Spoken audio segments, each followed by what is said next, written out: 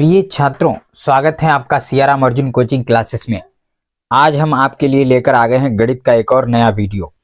जी हाँ, आप लोग ध्यान से देखना हमारा ये वीडियो। आज का जो टॉपिक हम आपको पढ़ाने जा रहे हैं वो बहुत ही अनोखा और कक्षा 10 के जो छात्र हैं उनके लिए तो बहुत ही जरूरी टॉपिक है और उनको वो सीखना भी जरूर चाहिए, क्योंकि गणित के जो पेपर होते हैं कक्षा 10 के उनमें सबसे ज्यादा यही टॉपिक आता है जो आज हम आपको पढ़ाने जा रहे हैं।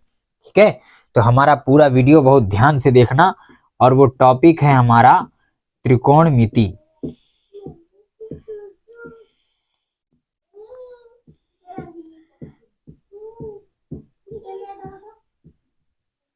त्रिकोणमिति, ठीक है।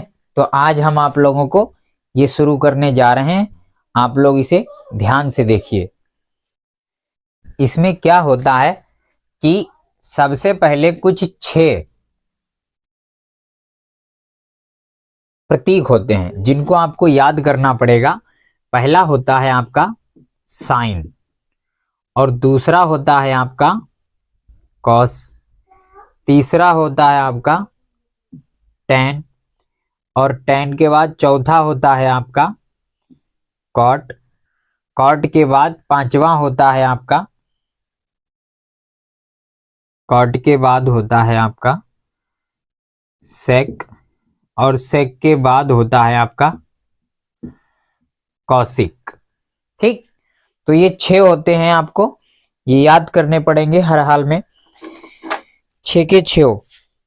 और इनका होता क्या है इस त्रिकोणमिति में? तो पूरी त्रिकोणमिति समकोण त्रिभुज पर आधारित होती है। किस पर होती है? समकोण त्रिभुज। अच्छा, समकोण त्रिभुज क्या होता है?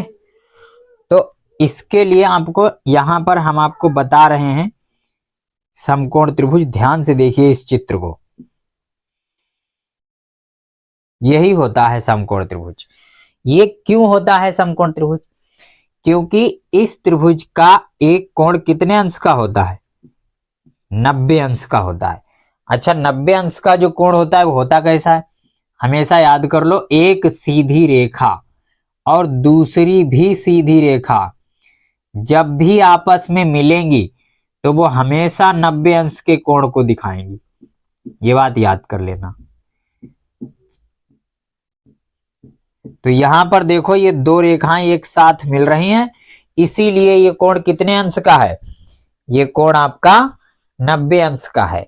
ठीक, अब जब 90 अंश का कोण है तो बाकी बचे 2 कोण, इन दोनों का जोड़ भी 90 ही होगा। क्यों? क्योंकि त्रिभुज के तीनों कोणों का जोड़ कितना होता है? 180 अंश होता है। ठीक, तो यहां तक ये बात समझ में आ गई होगी। अगर ये कोण आपने यहां पर मान लिया कोई थीटा है, इसका नाम होता है क्या? थीटा। ठीक, यहां पर हम आपको दिखाई देते हैं, ये जो होता है ये आपका क्या होता है? ये होता है थीटा, इसे थीटा पढ़ते हैं। ठीक, अब अगर कभी भी पूछा जाएगा तो ये जो प्रतीक होते हैं इनके साथ में कोई कोण जरूर लिखा होगा, साइन थीटा या कॉस थीटा या टेन थीटा या कॉट थीटा या सेक थीटा या कौशिक थीटा। ठीक, ये 6 कोण जरूर लिखे होंगे। और उसके बाद एक बात याद रखना, जो थीटा जहां पर भी कोण होगा उसके जस्ट सामने वाली भुजा का नाम होता है लंब।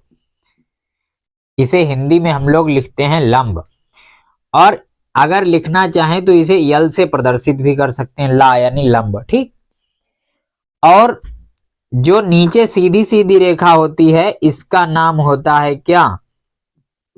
आधार, इसे ए लिख सकते हैं। और ये जो बची हुई तीसरी सबसे बड़ी भुजा होती है इसी का नाम होता है कर्ण, इसे के से प्रदर्शित कर दें अगर हम लोग। ठीक, तो यहां पर ध्यान देना ये बात कि जो सबसे बड़ी भुजा वो तो कर्ण होगी, उसमें आप कोई भी संदेह नहीं करना, सीधे सीधे उसका नाम रख देना क्या? कर्ण। लेकिन लंब और आधार ये इस कोण के आधार पर चलेंगे। ये कोण जहां पर है उसके ठीक सामने वाली लंब और बची हुई आधार। अगर यही थीटा कोण यहां होता, यही थीटा कोण अगर यहां होता तो ये वाली हमारी लंब हो जाती और ये आधार। जैसा कि हम दूसरे चित्र में देखिए आपको दिखा रहे हैं, यहां से समझ लीजिए। ये आपकी कौन सी है? ये आपकी कर्ण है। कर्ण तो क्लियर हो गई क्योंकि जो सबसे बड़ी वो कर्ण, और थीटा हमने यहां रख दिया क्योंकि ये कोण तो हमारा 90 अंश है ही। तो थीटा जब यहां रख दिया तो ये लंब हो गई और ये आधार। ये इतनी बात यहां पर समझने वाली है, बहुत ध्यान से। ठीक, तो ये तीनों भुजाएं आपको पता लग गई। पता लगने के बाद अब हमें क्या है, इन तीनों भुजाओं पर कुछ इनके मान होते हैं, इन 6 प्रतीकों के। साइन थीटा, कॉस थीटा, ये आप चित्र बना लेना, उसके बाद हम यहां से रखेंगे। ठीक,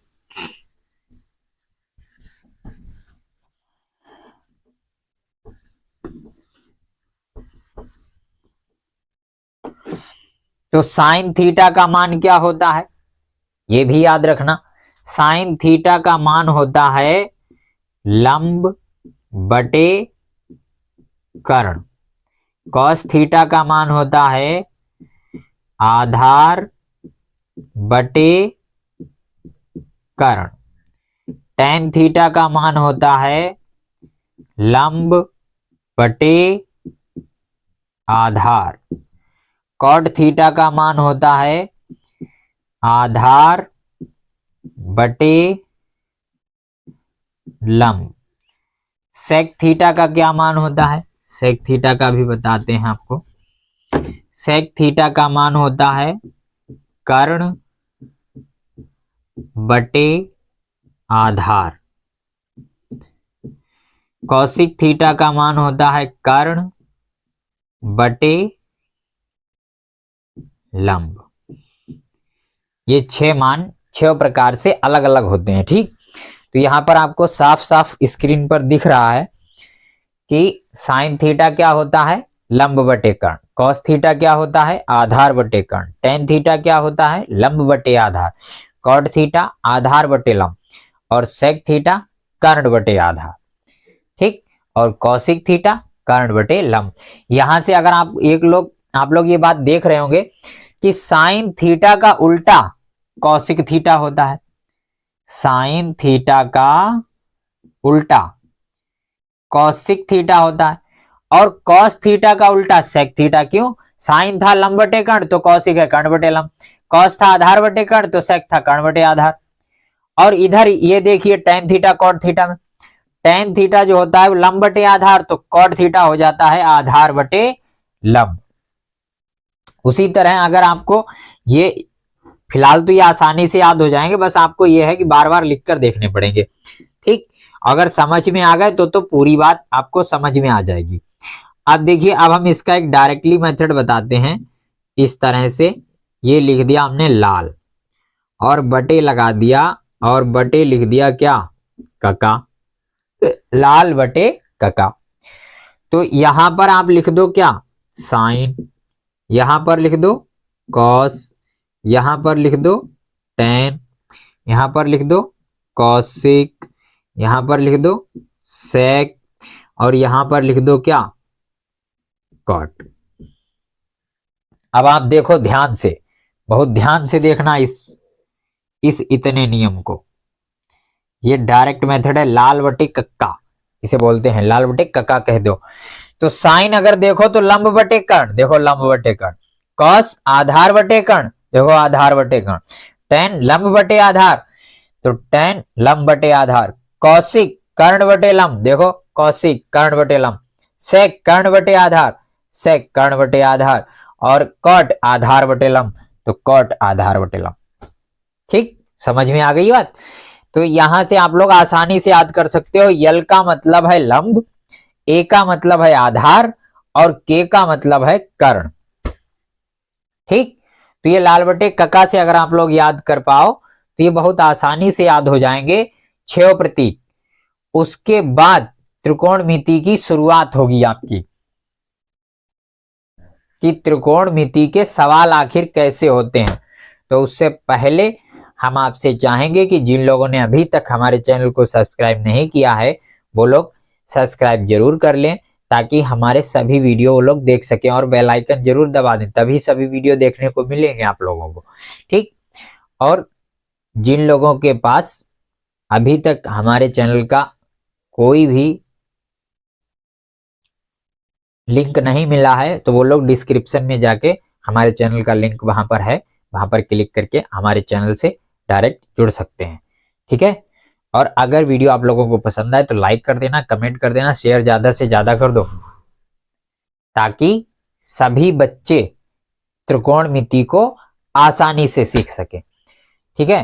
तो शुरू करते हैं इसके कुछ और बातें, कुछ और सूत्र जो आपको समझाने हैं अभी, ये याद कर लेना इतना।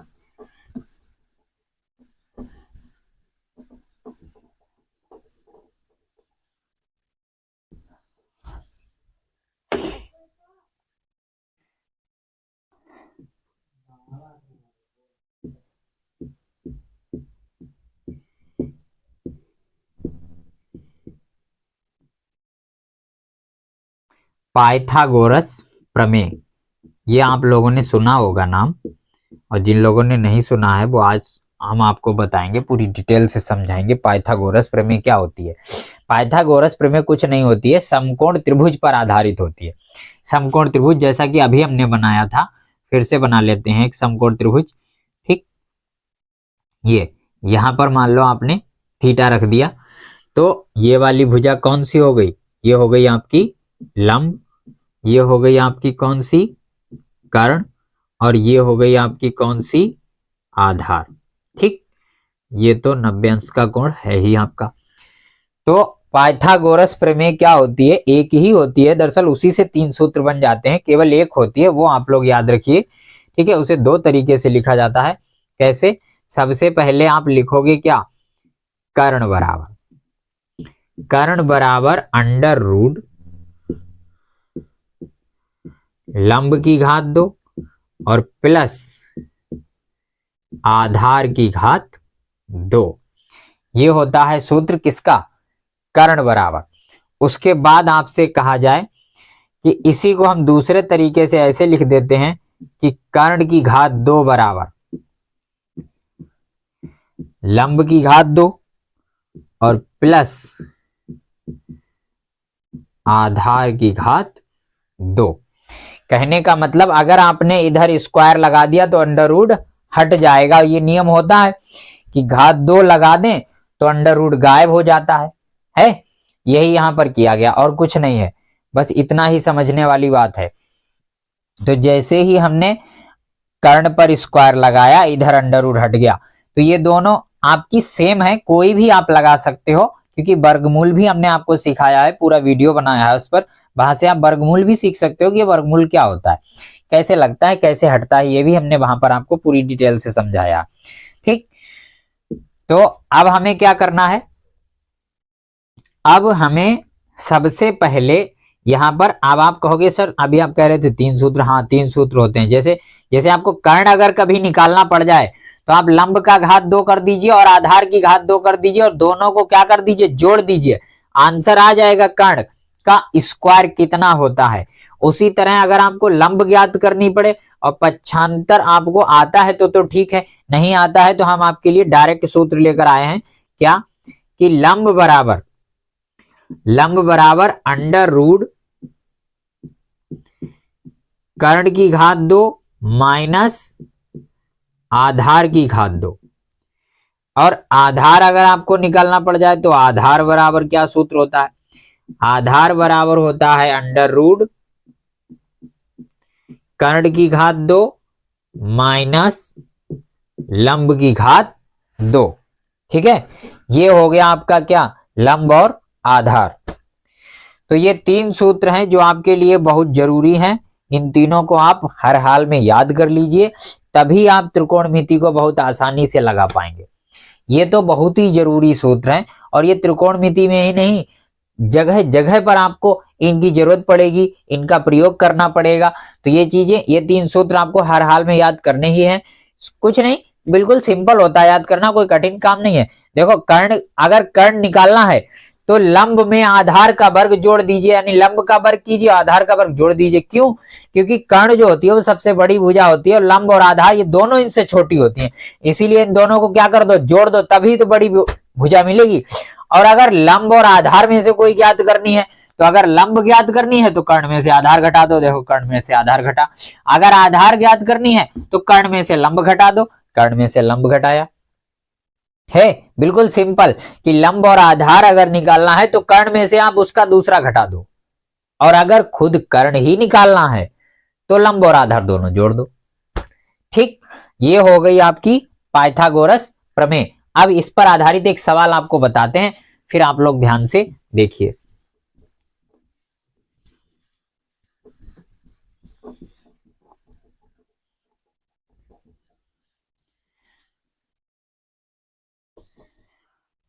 जैसे जैसे आपसे कहा जाए कि साइन थीटा 4/5 है, तो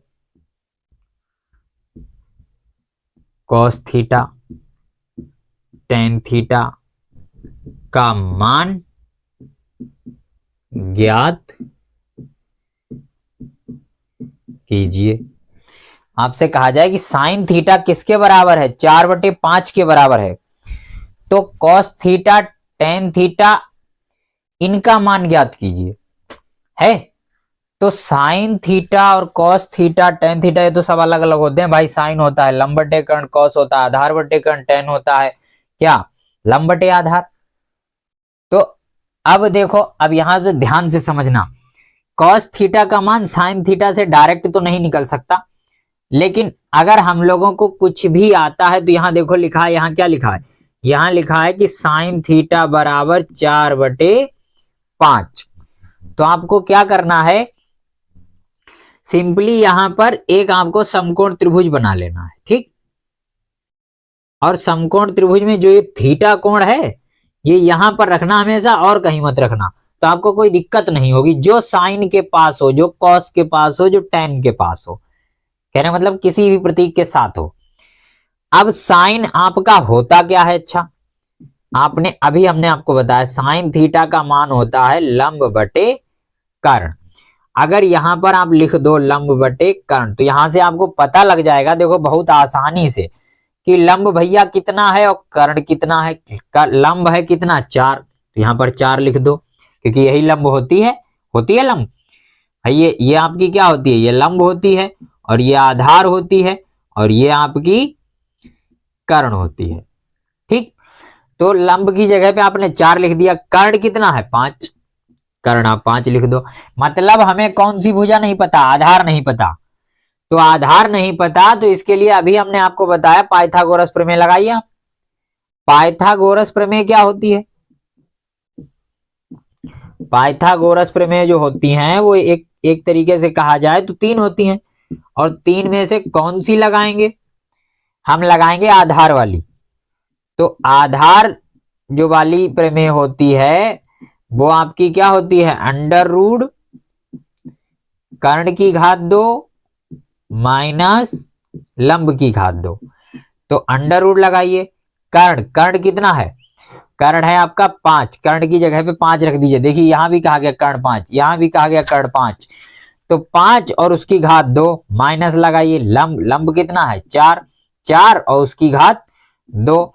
5 की घात 2 का मतलब कितना होता है 25, और 4 की घात 2 का मतलब कितना होता है 16, और 25 में से जब 16 जाएंगे तो कितने बचेंगे 9। अब यहीं पर ये वर्गमूल दिक्कत दे रहा, क्योंकि ये आपने क्या निकाला, ये आपका चल रहा है इधर आधार निकल के आ रहा है।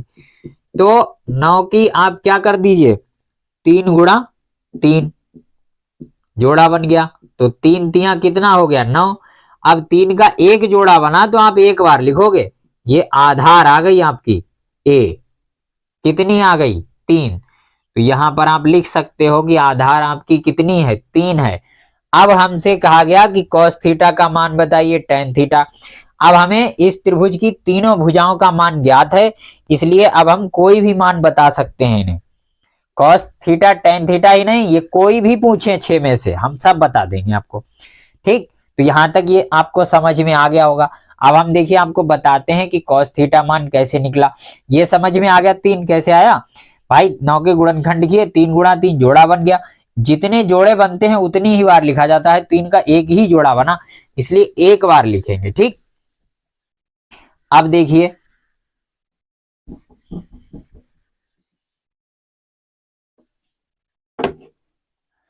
अब इन्होंने कहा कि कॉस थीटा का मान बताओ भाई।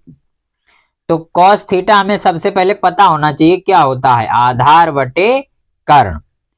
तो आधार बटे कर्ण, अब आधार कितनी है, आधार है 3 और बटे कर्ण, कर्ण कितनी है 5। तो ये हमारा मिल गया क्या, कॉस थीटा। देखो आंसर मिल गया, कितना आसान था ये। और उसके बाद इन्होंने कहा टेन थीटा का भी मान बताओ। तो टेन थीटा होता है लंब बटे आधार। तो आप लिख दो यहां कि टेन थीटा लंब कितना है, लंब है आपका 4 और आधार कितना है 3। ये समझ लीजिए, ये सवाल ऐसा सवाल है कि आपको परीक्षा में 101% मिल सकता है, इतना इंपॉर्टेंट सवाल है ये। तो इसे पूरी तरह से आप लोग समझ लीजिए, लिख लीजिए। जो बात ना समझ में आए वो कमेंट करके हमें बता देना। ठीक, पहली बात तो हमने पूरा प्रयास किया है कि आपको हर बात समझ में आई होगी और जरूर आई होगी। तो आप लोगों ने हमारा पूरा वीडियो देखा, इसके लिए आप लोगों का बहुत बहुत धन्यवाद। जुड़े रहिए हमारे चैनल से। मिलते हैं अगले वीडियो में कुछ नए सवाल के साथ। जी हाँ, अभी हम कुछ वीडियोस त्रिकोणमिति पर ही बनाएंगे ताकि त्रिकोणमिति को पूरी तरह से आपको सॉलिड करा सके, आपको कोई दिक्कत ना हो उसमें। ठीक, तो सभी लोग हमारे चैनल को सब्सक्राइब कर दीजिए, शेयर कर दीजिए और कमेंट कर दीजिए, बेल आइकन दबा दीजिए। अगर वीडियो पसंद आए आप लोगों को लगे इस वीडियो से हमें कुछ फायदा होगा तो लाइक भी कर दीजिए। मिलते हैं अगले वीडियो में, तब तक हमेशा मुस्कुराते रहिए, खुश रहिए और अपने से बड़ों का ख्याल रखिए।